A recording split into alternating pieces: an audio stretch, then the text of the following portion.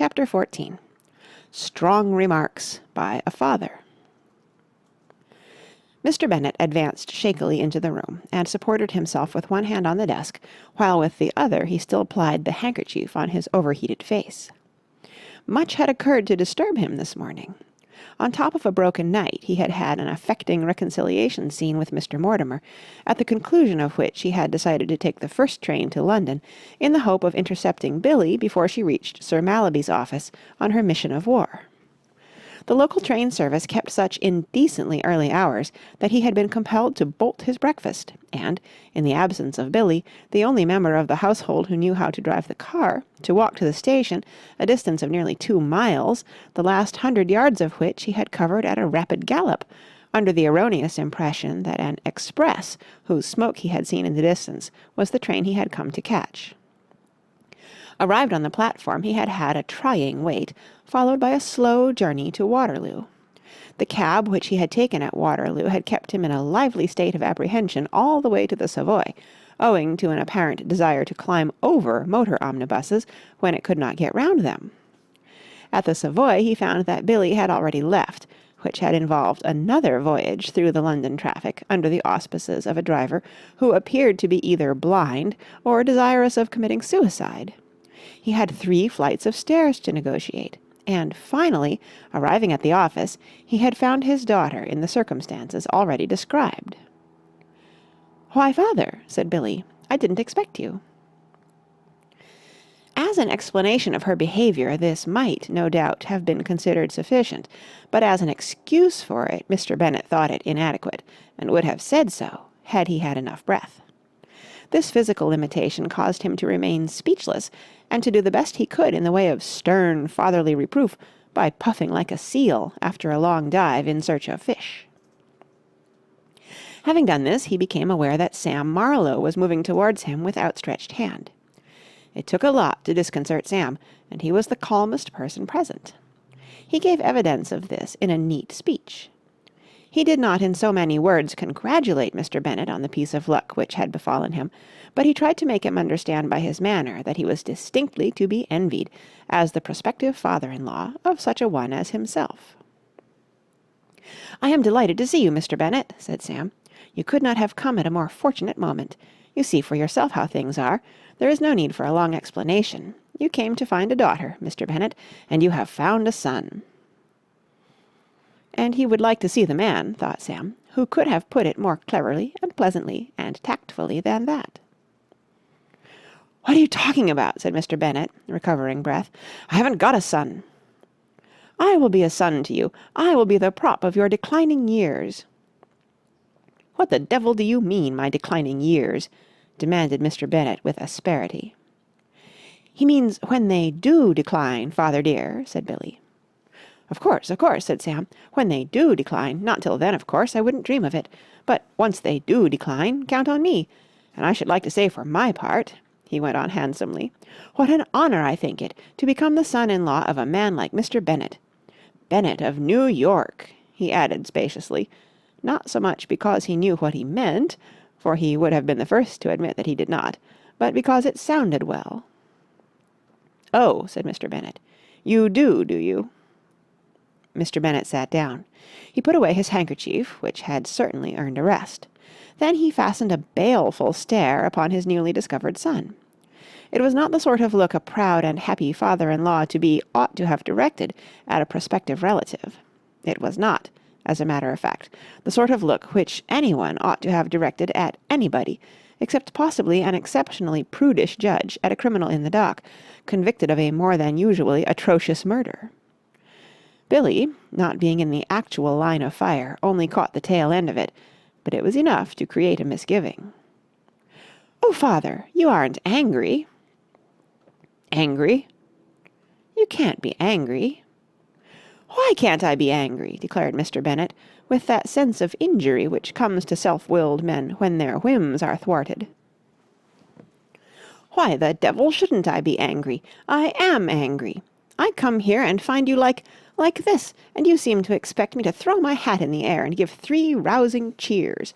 Of course I'm angry. You are engaged to be married to an excellent young man of the highest character, one of the finest young men I have ever known." "Oh, well," said Sam, straightening his tie modestly. "It's awfully good of you." "But that's all over, father." "What's all over?" "You told me yourself that you had broken off my engagement to Bream." "Well, yes, I did," said Mr. Bennet, a little taken aback. "That is, to a certain extent, so. But," he added with restored firmness, "it's on again." "But I don't want to marry Bream." "Naturally," said Sam, "naturally. Quite out of the question. In a few days we'll all be roaring with laughter at the very idea." "It doesn't matter what you want. A girl who gets engaged to a dozen men in 3 weeks—" "It wasn't a dozen." "Well, 4, 5, 6. You can't expect me not to lose count. I say a girl who does that does not know what she wants, and older and more prudent heads must decide for her. You are going to marry Bream Mortimer." All wrong," said Sam, with a reproving shake of the head. "All wrong. She's going to marry me." Mr. Bennet scorched him with a look compared with which his earlier effort had been a loving glance. "Wilhelmina," he said, "go into the outer office." "But, father, Sam saved my life." "Go into the outer office and wait for me there." "There was a lunatic in here." "There will be another if you don't go." "He had a pistol." "Go into the outer office." "I shall always love you, Sam," said Billie, pausing mutinously at the door. "I shall always love you," said Sam cordially. "Nobody can keep us apart." "They're wasting their time trying." "You're the most wonderful man in the world."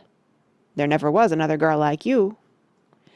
"Get out!" bellowed Mr. Bennet, on whose equanimity this love scene, which I think beautiful, was jarring profoundly. "Now, sir," he said to Sam as the door closed. "Yes, let's talk it over calmly," said Sam. "I will not talk it over calmly." "Oh, come, you can do it if you try. In the first place, whatever put this silly idea into your head about that sweet girl marrying Bream Mortimer?" "Bream Mortimer is the son of Henry Mortimer." "I know," said Sam, "and, while it is no doubt unfair to hold that against him, it's a point you can't afford to ignore. Henry Mortimer. You and I have Henry Mortimer's number. We know what Henry Mortimer is like. A man who spends his time thinking up ways of annoying you. You can't seriously want to have the Mortimer family linked to you by marriage." "Henry Mortimer is my oldest friend." "That makes it all the worse. Fancy a man who calls himself your friend treating you like that." "The misunderstanding to which you allude has been completely smoothed over. My relations with Mr. Mortimer are thoroughly cordial." "Well, have it your own way. Personally, I wouldn't trust a man like that. And as for letting my daughter marry his son—" "I have decided once and for all." "If you'll take my advice, you will break the thing off." "I will not take your advice." "I wouldn't expect to charge you for it," explained Sam reassuringly. "I give it you as a friend, not as a lawyer. 6 and 8 to others. Free to you." "Will you understand that my daughter is going to marry Bream Mortimer? What are you giggling about?" "It sounds so silly. The idea of anyone marrying Bream Mortimer, I mean." "Let me tell you he is a thoroughly estimable young man." "And there you put the whole thing in a nutshell. Your daughter is a girl of spirit. She would hate to be tied for life to an estimable young man." "She will do as I tell her." Sam regarded him sternly. "Have you no regard for her happiness?" "I am the best judge of what is best for her." "If you ask me," said Sam candidly, "I think you're a rotten judge." "I did not come here to be insulted." "I like that. You have been insulting me ever since you arrived. What right have you to say that I'm not fit to marry your daughter?" "I did not say that." "You've implied it. And you've been looking at me as if I were a leper or something the Pure Food Committee had condemned. Why? That's what I ask you," said Sam, warming up. This, he fancied, was the way Widgery would have tackled a troublesome client. "Why? Answer me that." "I—" Sam rapped sharply on the desk. "Be careful, sir. Be very careful." He knew that this was what lawyers always said. Of course, there is a difference in position between a miscreant, whom you suspect of an attempt at perjury, and the father of the girl you love, whose consent to the match you wish to obtain, but Sam was in no mood for these nice distinctions. He only knew that lawyers told people to be very careful, so he told Mr. Bennet to be very careful. "What do you mean, be very careful?" said Mr. Bennet. "I'm dashed if I know," said Sam frankly. The question struck him as a mean attack. He wondered how Widgery would have met it. Probably by smiling quietly and polishing his spectacles. Sam had no spectacles. He endeavoured, however, to smile quietly. "Don't laugh at me!" roared Mr. Bennet. "I'm not laughing at you." "You are." "I'm not. I'm smiling quietly." "Well, don't then," said Mr. Bennet. He glowered at his young companion. "I don't know why I'm wasting my time talking to you. The position is clear to the meanest intelligence. I have no objection to you personally." "Come, this is better," said Sam. "I don't know you well enough to have any objection to you or any opinion of you at all. This is only the second time I have ever met you in my life." "Mark you," said Sam, "I think I am one of those fellows who grow on people." "As far as I am concerned, you simply do not exist. You may be the noblest character in London, or you may be wanted by the police. I don't know, and I don't care. It doesn't matter to me. You mean nothing in my life. I don't know you." "You must persevere," said Sam. "You must buckle to and get to know me. Don't give the thing up in this half-hearted way. Everything has to have a beginning. Stick to it, and in a week or two you will find yourself knowing me quite well." "I don't want to know you." "You say that now, but wait." "And thank goodness I have not got to," exploded Mr. Bennet, ceasing to be calm and reasonable with a suddenness which affected Sam much as though half a pound of gunpowder had been touched off under his chair.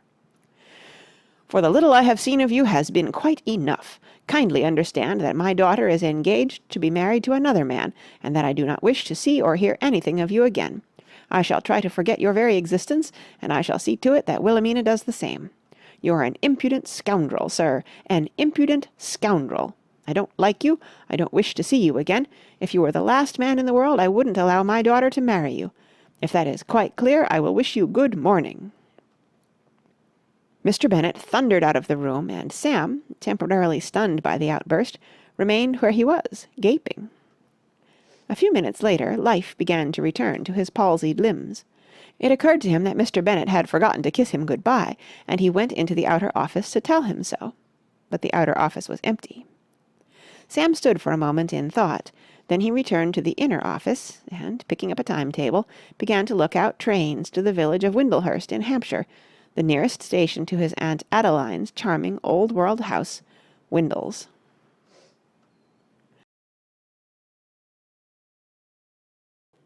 Chapter 15. Drama at a Country House. As I read over the last few chapters of this narrative, I see that I have been giving the reader rather too jumpy a time. To almost a painful degree I have excited his pity and terror, and, though that is what Aristotle says one ought to do, I feel that a little respite would not be out of order. The reader can stand having his emotions tortured up to a certain point. After that he wants to take it easy for a bit. It is with pleasure, therefore, that I turn now to depict a quiet, peaceful scene in domestic life. It won't last long, 3 minutes, perhaps, by a good stopwatch, but that is not my fault. My task is to record facts as they happened. The morning sunlight fell pleasantly on the garden of Windles, turning it into the green and amber paradise which nature had intended it to be. A number of the local birds sang melodiously in the undergrowth at the end of the lawn, while others, more energetic, hopped about the grass in quest of worms. Bees, mercifully ignorant that, after they had worked themselves to the bone gathering honey, the proceeds of their labour would be collared and consumed by idle humans, buzzed industriously to and fro, and dived head foremost into flowers.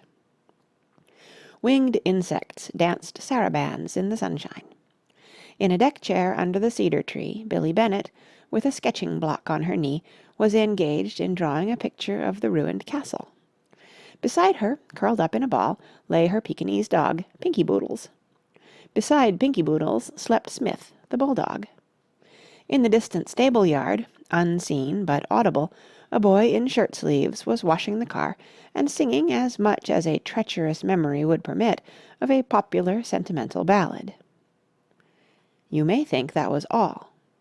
You may suppose that nothing could be added to deepen the atmosphere of peace and content. Not so. At this moment Mr. Bennet emerged from the French windows of the drawing-room, clad in white flannels and buckskin shoes, supplying just the finishing touch that was needed. Mr. Bennet crossed the lawn and sat down beside his daughter. Smith, the bulldog, raising a sleepy head, breathed heavily, but Mr. Bennet did not quail. Since their last unfortunate meeting, relations of distant but solid friendship had come to exist between pursuer and pursued.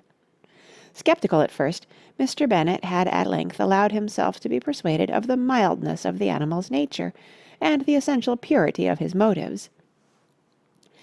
And now it was only when they encountered each other unexpectedly round sharp corners that he ever betrayed the slightest alarm.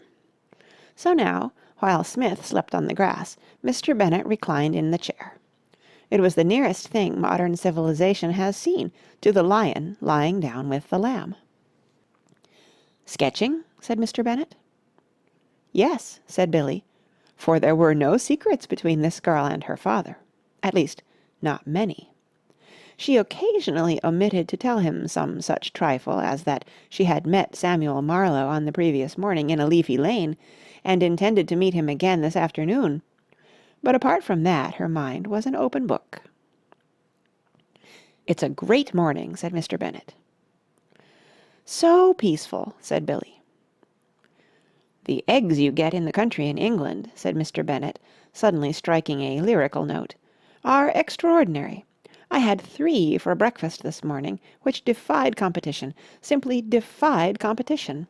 They were large and brown, and as fresh as new-mown hay." He mused for a while in a sort of ecstasy. "And the hams," he went on. "The ham I had for breakfast was what I call ham. I don't know when I've had ham like that. I suppose it's something they feed the pigs on," he concluded, in soft meditation. And he gave a little sigh. Life was very beautiful. Silence fell, broken only by the snoring of Smith. Billie was thinking of Sam, and of what Sam had said to her in the lane yesterday, of his clean-cut face and the look in his eyes, so vastly superior to any look that ever came into the eyes of Bream Mortimer. She was telling herself that her relations with Sam were an idyll, for, being young and romantic, she enjoyed this freshet of surreptitious meetings which had come to enliven the stream of her life. It was pleasant to go warily into deep lanes where forbidden love lurked. She cast a swift side-glance at her father, the unconscious ogre in her fairy story. What would he say if he knew? But Mr. Bennet did not know, and consequently continued to meditate peacefully on ham. They had sat like this for perhaps a minute, 2 happy mortals lulled by the gentle beauty of the day, when from the window of the drawing-room there stepped out a white-capped maid. And one may just as well say at once, and have done with it, that this is the point where the quiet, peaceful scene in domestic life terminates with a jerk, and pity and terror resume work at the old stand. The maid, her name, not that it matters, was Susan, and she was engaged to be married, though the point is of no importance, to the second assistant at Green's grocery stores in Windlehurst, approached Mr. Bennet. "Please, sir, a gentleman to see you." "Eh?" said Mr. Bennet, torn from a dream of large pink slices edged with bread-crumbed fat. "A gentleman to see you, sir, in the drawing-room. He says you are expecting him." "Of course, yes, to be sure." Mr. Bennet heaved himself out of the deck-chair. Beyond the French windows he could see an indistinct form in a grey suit, and remembered that this was the morning on which Sir Mallaby Marlowe's clerk, who was taking those Schultz and Bowen papers for him to America, had written that he would call. To-day was Friday. No doubt the man was sailing from Southampton to-morrow. He crossed the lawn, entered the drawing-room, and found Mr. John Peters with an expression on his ill-favoured face which looked like one of consternation, of uneasiness, even of alarm. "Morning, Mr. Peters," said Mr. Bennet. "Very good of you to run down. Take a seat, and I'll just go through a few notes I have made about the matter." "Mr. Bennet," exclaimed John Peters, "may I speak?" "What do you mean? Eh? What? Something to say? What is it?" Mr. Peters cleared his throat awkwardly. He was feeling embarrassed at the unpleasantness of the duty which he had to perform, but it was a duty, and he did not intend to shrink from performing it. Ever since, gazing appreciatively through the drawing-room windows at the charming scene outside, he had caught sight of the unforgettable form of Billie, seated in her chair, with the sketching-block on her knee, he had realized that he could not go away in silence, leaving Mr. Bennet ignorant of what he was up against. One almost inclines to fancy that there must have been a curse of some kind on this house of Windles. Certainly everybody who entered it seemed to leave his peace of mind behind him. John Peters had been feeling notably happy during his journey in the train from London, and the subsequent walk from the station. The splendour of the morning had soothed his nerves, and the faint wind that blew inshore from the sea spoke to him hearteningly of adventure and romance. There was a jar of potpourri on the drawing-room table, and he had derived considerable pleasure from sniffing at it. In short, John Peters was in the pink, without a care in the world, until he had looked out of the window and seen Billie.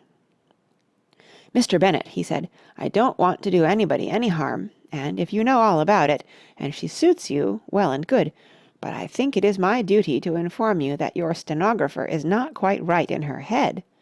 I don't say she's dangerous, but she isn't compos. She decidedly is not compos, Mr. Bennet." Mr. Bennet stared at his well-wisher dumbly for a moment. The thought crossed his mind that, if ever there was a case of the pot calling the kettle black, this was it. His opinion of John Peters' sanity went down to 0. "What are you talking about? My stenographer? What stenographer?" It occurred to Mr. Peters that a man of the other's wealth and business connections might well have a troupe of these useful females. He particularized. "I mean the young lady out in the garden there, to whom you were dictating just now. The young lady with the writing-pad on her knee." "What? What?" Mr. Bennet spluttered. "Do you know who that is?" he exclaimed. "Oh, yes, indeed," said John Peters. "I have only met her once, when she came into our office to see Mr. Samuel, but her personality and appearance stamped themselves so forcibly on my mind that I know I am not mistaken. I am sure it is my duty to tell you exactly what happened when I was left alone with her in the office. We had hardly exchanged a dozen words, Mr. Bennet, when—" Here John Peters, modest to the core, turned vividly pink. "When she told me that I was the only man she loved." Mr. Bennet uttered a loud cry. "Sweet spirits of nitre! What?" Those were her exact words. "5!" ejaculated Mr. Bennet in a strangled voice. "By the great horn spoon, number 5!"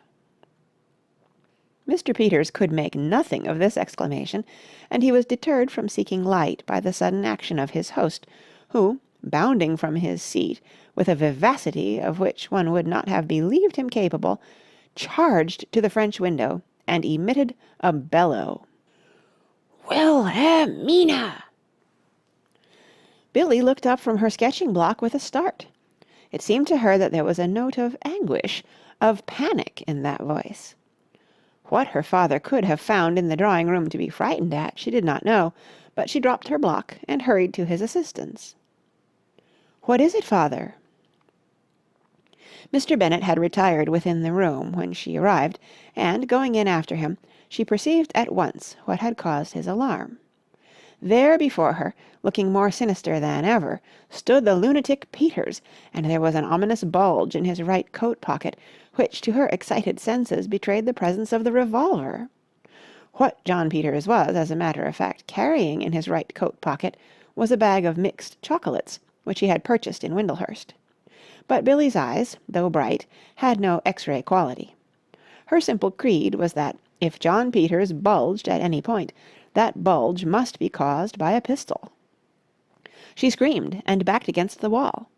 Her whole acquaintance with John Peters had been one constant backing against walls. "Don't shoot!" she cried, as Mr. Peters absent-mindedly dipped his hand into the pocket of his coat. "Oh, please don't shoot!" "What the deuce do you mean?" said Mr. Bennet irritably. "Wilhelmina, this man says that you told him you loved him." "Yes, I did, and I do. Really, really, Mr. Peters, I do." "Suffering cats!" Mr. Bennet clutched at the back of his chair. "But you've only met him once," he added almost pleadingly. "You don't understand, father dear," said Billie desperately. "I'll explain the whole thing later, when—" "Father?" ejaculated John Peters feebly. "Did you say father?" "Of course I said father." "This is my daughter, Mr. Peters." "My daughter? I mean, your daughter? Are you sure?" "Of course I'm sure. Do you think I don't know my own daughter?" "But she called me Mr. Peters." "Well, it's your name, isn't it?" "But if this young lady is your daughter, how did she know my name?" The point seemed to strike Mr. Bennet.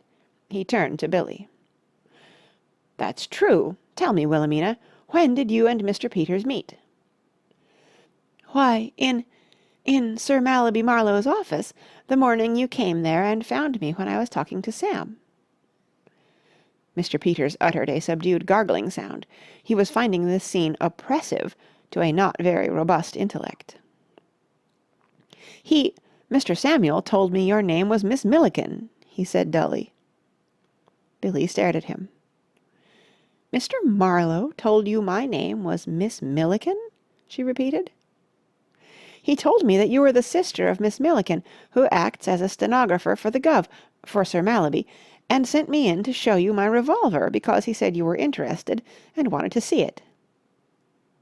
Billie uttered an exclamation. So did Mr. Bennet, who hated mysteries. "What revolver? Which revolver? What's all this about a revolver? Have you a revolver?" "Why, yes, Mr. Bennet. It is packed now in my trunk, but usually I carry it about with me everywhere in order to take a little practice at the Rupert Street range. I bought it when Sir Mallaby told me he was sending me to America, because I thought I ought to be prepared, because of the underworld, you know." A cold gleam had come into Billie's eyes. Her face was pale and hard. If Sam Marlowe, at that moment carolling blithely in his bedroom at the Blue Boar in Windlehurst, washing his hands preparatory to descending to the coffee-room for a bit of cold lunch, could have seen her, the song would have frozen on his lips. Which, one might mention, as showing that there is always a bright side, would have been much appreciated by the travelling gentleman in the adjoining room, who had had a wild night with some other travelling gentleman, and was then nursing a rather severe headache, separated from Sam's penetrating baritone only by the thickness of a wooden wall. Billie knew all, and, terrible though the fact is, as an indictment of the male sex, when a woman knows all, there is invariably trouble ahead for some man. There was trouble ahead for Samuel Marlowe. Billie, now in possession of the facts, had examined them and come to the conclusion that Sam had played a practical joke on her, and she was a girl who strongly disapproved of practical humour at her expense. "That morning I met you at Sir Mallaby's office, Mr. Peters," she said in a frosty voice. "Mr. Marlowe had just finished telling me a long and convincing story to the effect that you were madly in love with a Miss Milliken, who had jilted you, and that this had driven you off your head, and that you spent your time going about with a pistol, trying to shoot every red-haired woman you saw, because you thought they were Miss Milliken. Naturally, when you came in and called me Miss Milliken and brandished a revolver, I was very frightened. I thought it would be useless to tell you that I wasn't Miss Milliken, so I tried to persuade you that I was, and hadn't jilted you after all." "Good gracious!" said Mr. Peters, vastly relieved, and yet, for always there is bitter mixed with the sweet, a shade disappointed. "Then, you don't love me after all?" "No," said Billie. "I am engaged to Bream Mortimer, and I love him and nobody else in the world." The last portion of her observation was intended for the consumption of Mr. Bennet, rather than that of Mr. Peters, and he consumed it joyfully. He folded Billie in his ample embrace. "I always thought you had a grain of sense hidden away somewhere," he said, paying her a striking tribute. "I hope now that we've heard the last of all this foolishness about that young hound Marlowe." "You certainly have. I don't want ever to see him again. I hate him." "You couldn't do better, my dear," said Mr. Bennet approvingly. "And now run away. Mr. Peters and I have some business to discuss." A quarter of an hour later, Webster, the valet, sunning himself in the stable-yard, was aware of the daughter of his employer approaching him. "Webster," said Billie. She was still pale. Her face was still hard, and her eyes still gleamed coldly. "Miss," said Webster politely, throwing away the cigarette with which he had been refreshing himself. "Will you do something for me?" "I should be more than delighted, miss." Billie whisked into view an envelope which had been concealed in the recesses of her dress. "Do you know the country about here well, Webster?" "Within a certain radius, not unintimately, miss. I have been for several enjoyable rambles since the fine weather set in." "Do you know the place where there is a road leading to Havant and another to Cosham? It's about a mile down." "I know the spot well, miss." "Well, straight in front of you when you get to the signpost there is a little lane." "I know it, miss," said Webster with a faint smile. Twice he had escorted Miss Trimblett, Billie's maid, thither. A delightfully romantic spot, what with the overhanging trees, the wealth of blackberry bushes, the varied wildflowers. "Yes, never mind about the wildflowers now. I want you after lunch to take this note to a gentleman you will find sitting on the gate at the bottom of the lane." "Sitting on the gate, miss. Yes, miss." "Or leaning against it. You can't mistake him. He is rather tall and... Oh, well, there isn't likely to be anybody else there, so you can't make a mistake. Give him this, will you?" "Certainly, miss. Any message?" "Any what?" "Any verbal message, miss." "No, certainly not. You won't forget, will you, Webster?" "On no account whatever, miss. Shall I wait for an answer?" "There won't be any answer," said Billie, setting her teeth for an instant. "Oh, Webster!" "Miss?" "I can rely on you to say nothing to anybody?" "Most undoubtedly, miss. Most undoubtedly." "Does anybody know anything about a feller named S. Marlowe?" inquired Webster, entering the kitchen. "Don't all speak at once. S. Marlowe. Ever heard of him?" He paused for a reply, but nobody had any information to impart. "Because there's something jolly well up. Our Miss B. is sending me with notes for him to the bottom of lanes." "And her engaged to young Mr. Mortimer," said the scullery maid, shocked. "The way they go on! Chronic!" said the scullery maid. "Don't you go getting alarmed, and don't you," added Webster, "go shoving your oar in when your social superiors are talking. I've had to speak to you about that before. My remarks were addressed to Mrs. Withers here." He indicated the cook with a respectful gesture. "Yes, here's the note, Mrs. Withers. Of course, if you had a steamy kettle handy, in about half a moment we could... But no, perhaps it's wiser not to risk it. And come to that, I don't need to unstick the envelope to know what's inside here. It's the raspberry, ma'am, or I've lost all my power to read the human female countenance. Very cold and proud-looking she was. I don't know who this S. Marlowe is, but I do know one thing. In this hand I hold the instrument that's going to give it him in the neck, proper. Right in the neck, or my name isn't Montague Webster." "Well," said Mrs. Withers, comfortably, pausing for a moment from her labours. "Think of that!" "The way I look at it," said Webster, "is that there's been some sort of understanding between our Miss B. and this S. Marlowe, and she's thought better of it, and decided to stick to the man of her parents' choice. She's chosen wealth, and made up her mind to hand the humble suitor the mitten. There was a rather similar situation in Cupid or Mammon, that nosegay novelette I was reading in the train coming down here. only that ended different. For my part, I'd be better pleased if our Miss B. would let the cash go, and obey the dictates of her own heart. But these modern girls are all alike. All out for the stuff, they are. Oh, well, it's none of my affair, said Webster, stifling a not unmanly sigh. For beneath that immaculate shirt-front there beat a warm heart. Montague Webster was a sentimentalist.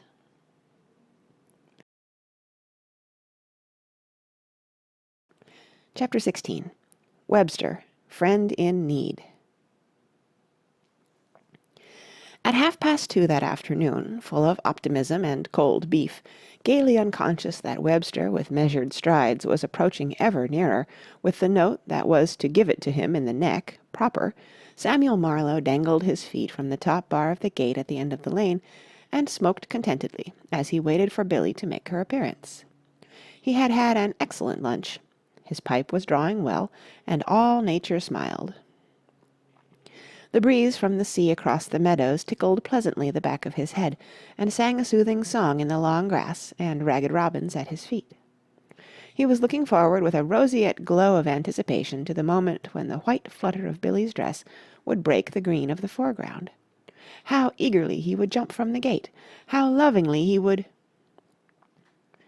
The elegant figure of Webster interrupted his reverie.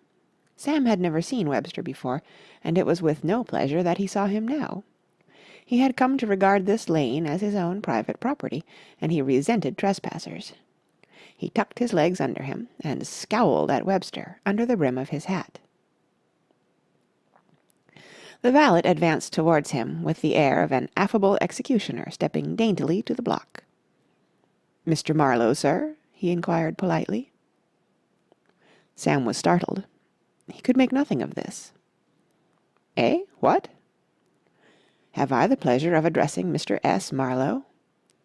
"Yes, that's my name." "Mine is Webster, sir. I am Mr. Bennet's personal gentleman's gentleman. Miss Bennet entrusted me with this note to deliver to you, sir."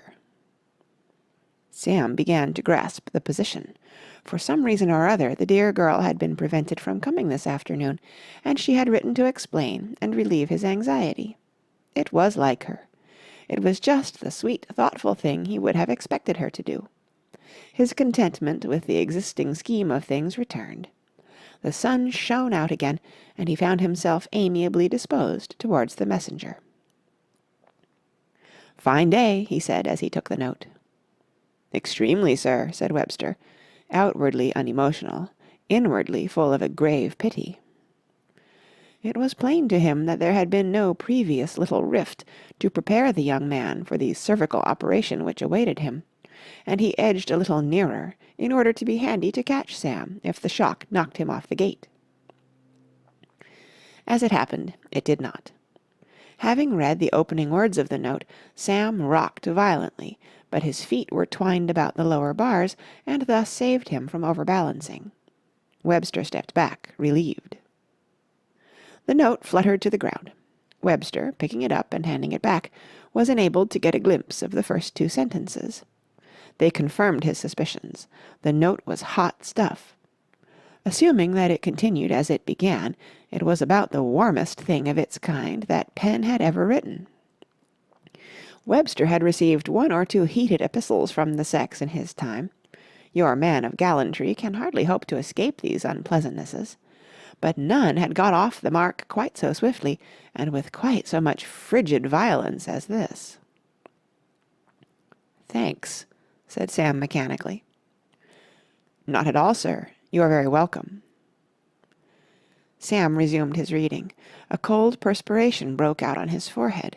His toes curled, and something seemed to be crawling down the small of his back. His heart had moved from its proper place, and was now beating in his throat. He swallowed once or twice to remove the obstruction, but without success. A kind of pall had descended on the landscape, blotting out the sun. Of all the rotten sensations in this world, the worst is the realization that 1,000-to-1 chance has come off and caused our wrongdoing to be detected. There had seemed no possibility of that little ruse of his being discovered, and yet here was Billie in full possession of the facts. It almost made the thing worse that she did not say how she had come into possession of them. This gave Sam that feeling of self-pity, that sense of having been ill-used by fate, which makes the bringing home of a crime so particularly poignant. "Fine day," he muttered. He had a sort of subconscious feeling that it was imperative to keep engaging Webster in light conversation. "Yes, sir. Weather still keeps up," agreed the valet suavely. Sam frowned over the note. He felt injured. Sending a fellow notes didn't give him a chance. If she had come in person and denounced him, it would not have been an agreeable experience, but at least it would have been possible then to have pleaded and cajoled and all that sort of thing. But what could he do now? It seemed to him that his only possible course was to write a note in reply, begging her to see him. He explored his pockets and found a pencil and a scrap of paper. For some moments he scribbled desperately. Then he folded the note. "Will you take this to Miss Bennet?" he said, holding it out. Webster took the missive, because he wanted to read it later at his leisure, but he shook his head. "Useless, I fear, sir," he said gravely. "What do you mean?" "I am afraid it would effect little or nothing, sir, sending our Miss B. notes. She is not in the proper frame of mind to appreciate them. I saw her face when she handed me the letter you have just read, and I assure you, sir, she is not in a malleable mood." "You seem to know a lot about it."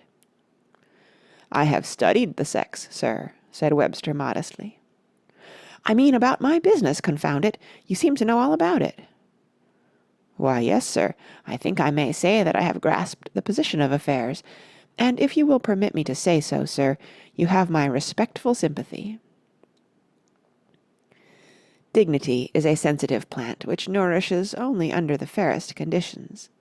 Sam's had perished in the bleak east wind of Billie's note.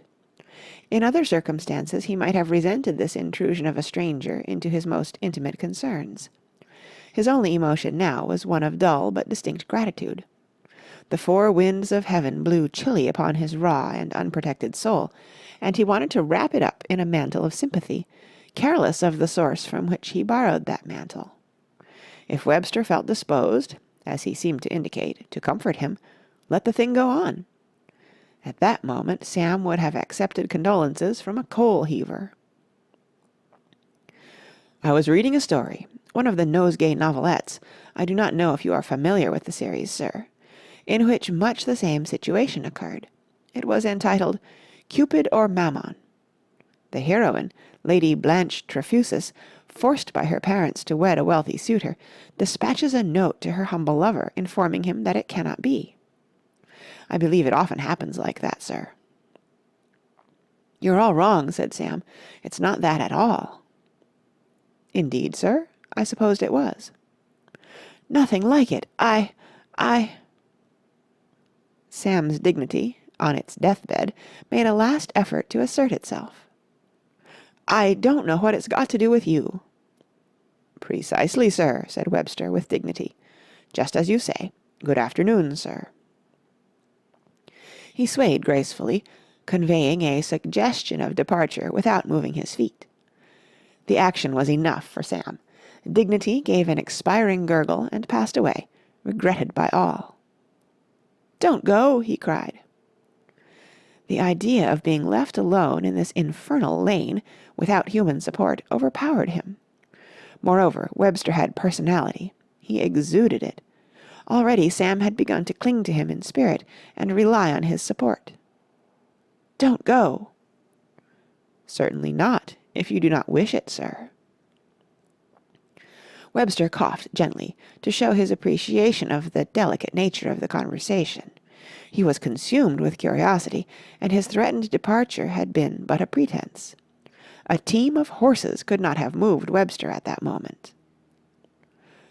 "Might I ask, then, what—" "There's been a misunderstanding," said Sam. "At least there was, but now there isn't, if you see what I mean." "I fear I have not quite grasped your meaning, sir." "Well, I played a sort of, you might almost call it a sort of trick on Miss Bennet. With the best motives, of course." "Of course, sir." "And she's found out. I don't know how she's found out, but she has. So there you are." "Of what nature would the trick be, sir? A species of ruse, sir? Some kind of innocent deception?" "Well, it was like this." It was a complicated story to tell, and Sam, a prey to conflicting emotions, told it badly, but such was the almost superhuman intelligence of Webster that he succeeded in grasping the salient points. Indeed, he said that it reminded him of something of much the same kind in the Nosegay novelette, All for Her, where the hero, anxious to win the esteem of the lady of his heart, had bribed a tramp to simulate an attack upon her in a lonely road. "The principle's the same," said Webster. "Well, what did he do when she found out?" "She did not find out, sir.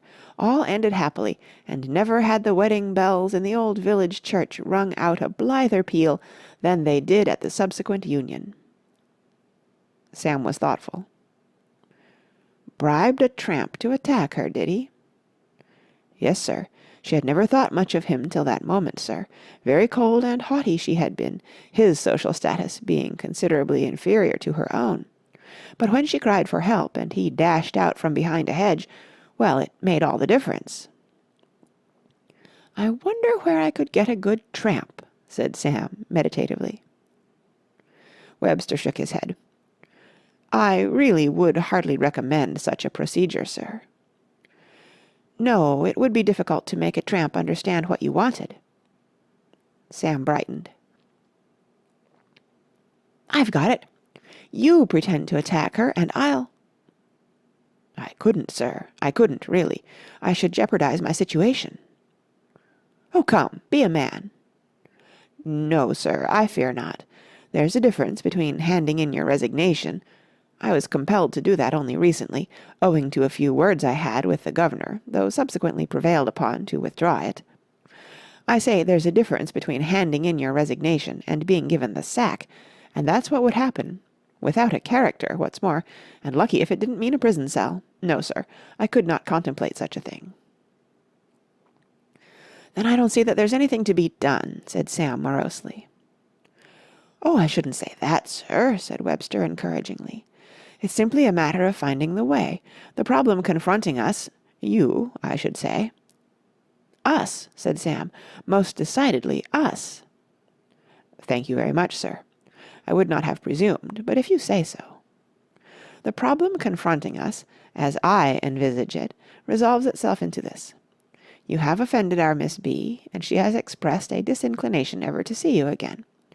How, then, is it possible, in spite of her attitude, to recapture her esteem?" "Exactly," said Sam. "There are several methods which occur to one." "They don't occur to me." "Well, for example, you might rescue her from a burning building, as in True as Steel." "Set fire to the house, eh?" said Sam reflectively. "Yes, there might be something in that."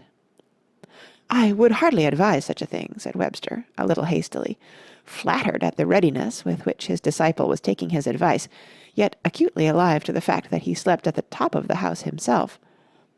"A little drastic, if I may say so. It might be better to save her from drowning, as in The Earl's Secret." "Ah, but where could she drown?"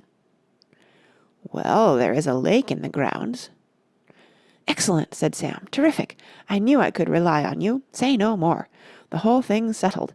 You take her out rowing on the lake and upset the boat. I plunge in. I suppose you can swim?" "No, sir." "Oh? Well, never mind.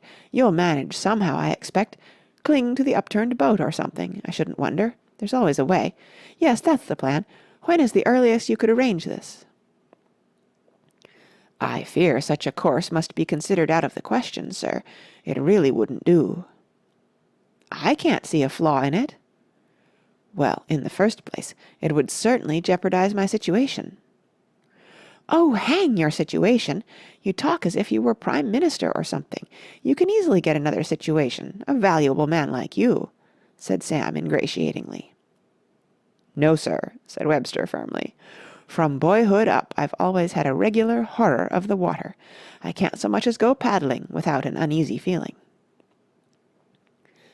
The image of Webster paddling was arresting enough to occupy Sam's thoughts for a moment. It was an inspiring picture, and for an instant uplifted his spirits. Then they fell again. "Well, I don't see what there is to be done," he said gloomily. "It's no good my making suggestions if you have some frivolous objection to all of them." "My idea," said Webster, "would be something which did not involve my own personal and active cooperation, sir. If it is all the same to you, I should prefer to limit my assistance to advice and sympathy. I am anxious to help, but I am a man of regular habits, which I do not wish to disturb.